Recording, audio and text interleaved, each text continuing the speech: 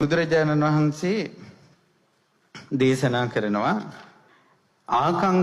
ආකංකේයුං චේ ගහපතියෝ උභෝ ජානිපතයෝ දිත්තේතේව ධම්මේ අඤ්ඤමඤ්ඤං පස්සිතුං අபிසම්පරායංච අඤ්ඤමඤ්ඤං පස්සිතුං කැමැතිනම් මේ ජීවිතේ දෙන්න මැරෙන කල්ම ආදරෙන් ඉන්න ආන්න ඒ කෙනාට ඕන කියනවා උභෝච අස්සු සම සද්ධා ඒ දෙන්නට සමාන ශ්‍රද්ධාවක් ඕන සමසීලා සමාන සීලයක් සමචාගා සමාන ත්‍යාගයක් දන් දීමක් සම ප්‍රඥා සමාන ප්‍රඥාවක් ඕන මේ සමසීලා සමසද්දා සමචාගා සමපඤ්ඤා කියන කාරණා හතර තියෙන අය මේ ජීවිතෙත් සැනසෙල්ලෙන් ඉන්නවා මරණින් මත්තේත් පින්වත් දරුවනි ආපහු මුණ ගැහෙනවා දෙන්නම සද්ධාවන්ත නම් සද්ධාවක් තියෙනවා කියලා හොයන්නේ කොහොමද?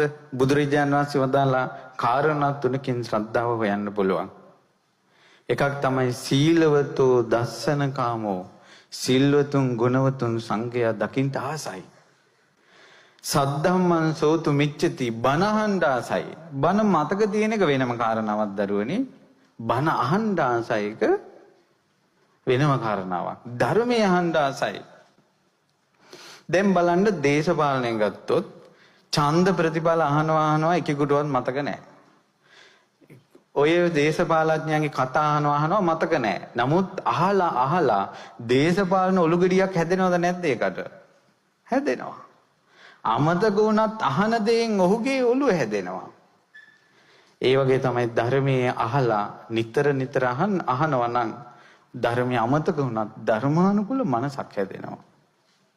මොකද මේ බණ අහන වෙලාවේ වුන් යම් මානසිකාරයක ඉන්නවා ඇත්තනේ කියලා. ඒතර ධර්මයේ අහන්න කැමති නම් ශ්‍රද්ධාවන්තයි. ඊළඟ තමයි විනේය මච්චරේ මලං මස්රු මල දුරු කරනවා දන් දෙන්න ආසයි.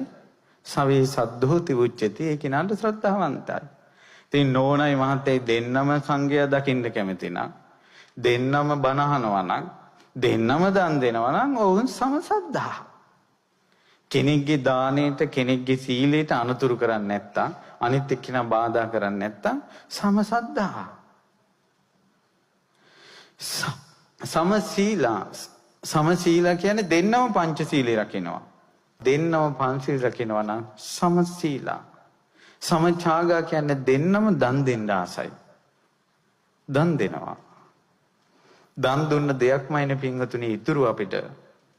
අපි යනකොට මේ ශරීරෙත් අත්හැරලා යනවා. ඊළඟට පින්වත්නි සමපඤ්ඤා කියලා කියන්නේ දෙන්නම නුවණින් කල්පනා කරනවා. නුවණ හැදෙන්නේම මේ ධර්මයේ ඇහුවොත් තමයි පින්වත්නි. හොඳ නරක තේරෙනවා, යහපත අයහපත තේරෙනවා. ඒක ප්‍රඥාව. ඒ ඥානෙ තියෙන්න ඕන. ඒතර දෙන්නම සීලෙන් සමානයි නම්, ශ්‍රද්ධාවෙන් සමානයි නම්, ඡාගෙන් දන් දීමෙන් සමානයි නම්, ප්‍රඥාවෙන් සමානයි නම් ඔවුන් සංසාරේ මේ ජීවිතේ සැනසෙල්ලේ ඉන්නවා කියනවා. පරලෝකේ සැනසෙල්ලේ ඉන්නවා කියනවා. මේක තමයි ආදරවන්තයන්ට ආදරේ හැමදාම තියාගෙන ඉන්න තියෙන දහම් උපදේශ.